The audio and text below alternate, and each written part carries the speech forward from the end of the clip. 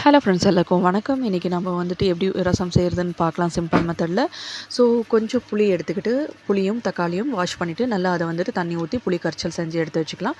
அதுக்கு அடுத்தது வந்துட்டு கொஞ்சம் சீரகம் வந்துட்டு கடாயில் போட்டு நல்லா வறுத்து எடுத்துக்கிட்டு அதையும் வந்து பொடியாக்கி அது கூட பூண்டும் ஒரு கொத்து கருவேல் போட்டு நசுக்கி எடுத்துக்கலாங்க. அதுக்கப்புறம் எண்ணெய் கொஞ்சம் ஊற்றி அதில் வந்துட்டு இந்த நசுக்கின மிக்சரை வந்துட்டு ஆட் பண்ணிவிட்டு நல்லா ஃப்ரை பண்ணிக்கலாம். அதில் வந்துட்டு பெருங்காயத்தூள், மஞ்சள் தூள், அதுக்கப்புறம் மிளகுத்தூள் இதை ஆட் பண்ணி ஃப்ரை பண்ணிக்கலாம். அது கூடயே வந்து காஞ்ச மிளகாவும் நம்ம ஆட் பண்ணிக்கணும். ஆட் பண்ணிவிட்டு நம்ம கரைச்சி வச்சுருக்க புளி கரைச்சலை வந்துட்டு அதில் ஊற்றி அதுக்கப்புறம் அது கொத்தமல்லி தேவையானது அளவுக்கு கொத்தமல்லி ஆட் பண்ணிவிட்டு உப்பு ருசிக்கு தகுந்த மாதிரி ஆட் பண்ணிக்கலாங்க.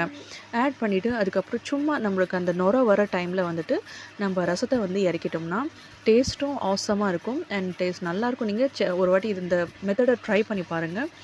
நீங்கள் கண்டிப்பாக விரும்புவீங்க. Thank you so much. பாய்.